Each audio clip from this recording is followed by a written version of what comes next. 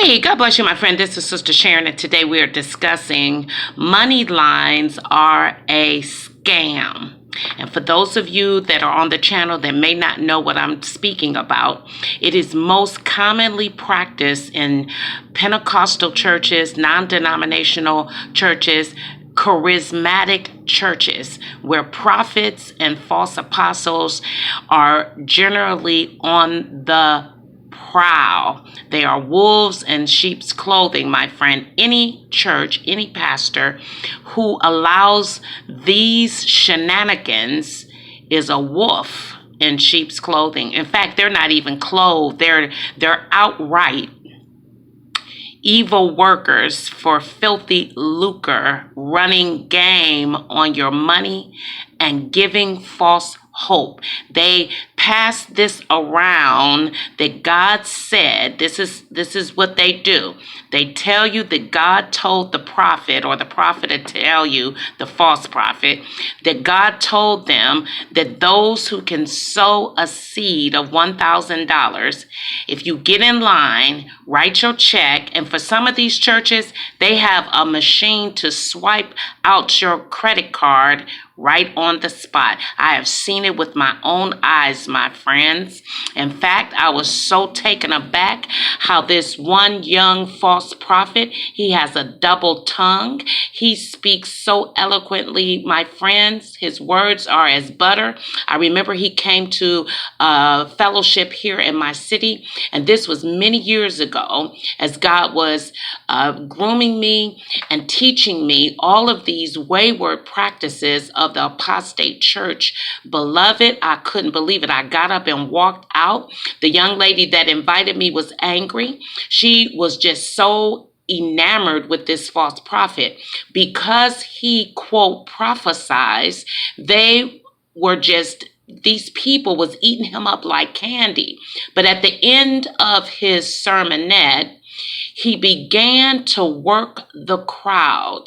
And usually these types of false prophets and pastors, they can't operate without the pastors. The pastors bring these charismatic false prophets and prophetess who prophesy lies. They're liars, my friends. Many of them are using their bodies as mediums. They are whispering the evil one, familiar spirits, whisper in their ears. And because they have made their bodies as mediums because of the love of money, they can give you details about your life. And this is what makes them so, friends, this is what makes them so convincing to those who are weak and unlearned. They will bring them to, or the people to the altar, if you will, at the end of their usually very hyped sermonettes. These are they who will tell you to turn to your neighbor and slap them high five and tell them God's getting ready to do it for me right now.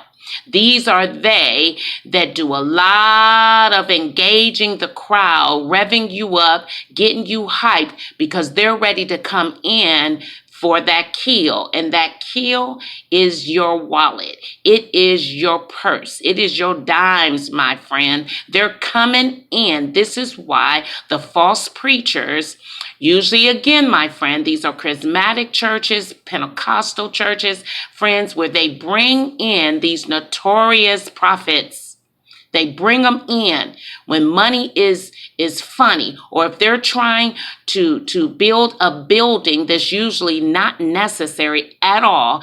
They have to keep bringing the money changers in who have this charismatic way about them.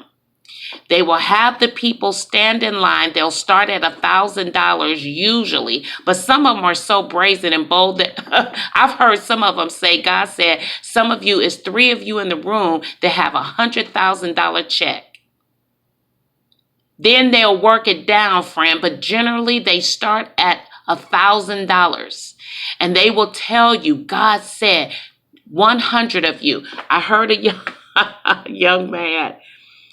He used the 100 people $1,000 seed. 16 people got up. Within minutes, he had $116,000.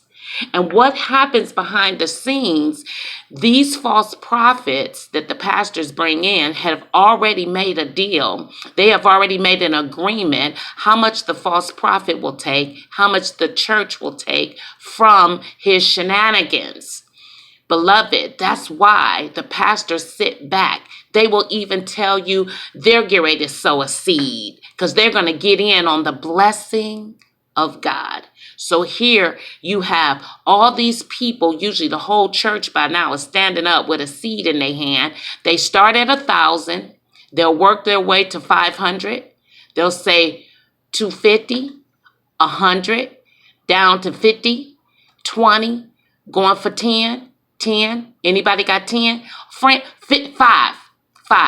Everybody get that 5 in your hand. Come on. God said he go bless you too. Come on. Get in. Come on while the water is trembling. Come on, friends.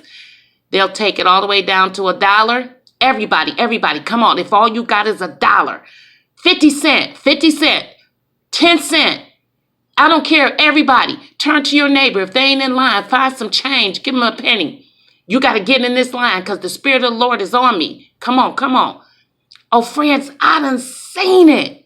In fact, the last inner city church that I visited, and this was years ago, I was in my wilderness, my friend, and I was not having no foolishness. I was done with all these shenanigans. I was done with seeing it. I couldn't take it no more. But I went to this gathering, and I was hoping they were not going to do this foolishness. I said, come on, God, I hope these people ain't rolling like that. We were in one of the poorest neighborhoods in my region. I had never heard of this speaker. And when I tell you he was good, oh, this man, he was an older elder, but he was a wolf. And he worked that crowd. Friends,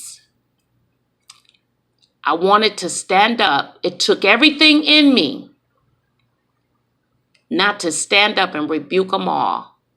And I knew that something had deeply changed in my heart concerning Jesus and the false church. Something had changed in me.